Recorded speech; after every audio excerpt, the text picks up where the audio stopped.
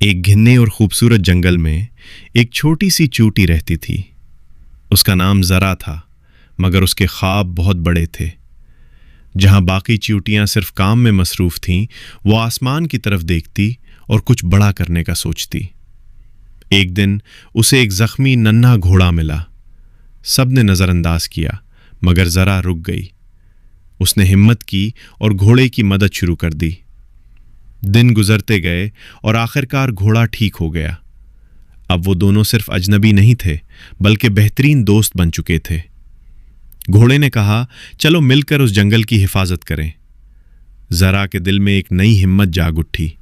اس نے ایک چھوٹا سا نیزہ بنایا اور تیار ہو گئی۔ اب وہ گھوڑے پر سوار ہو کر جنگل میں گشت کرتی۔ جنگل کے سب جانور خود کو محفوظ محسوس کرنے لگے۔ مگر ایک دن ایک خطرناک دشمن آیا، ایک بڑا اور خوفناک کیڑا جس سے سب ڈر گئے۔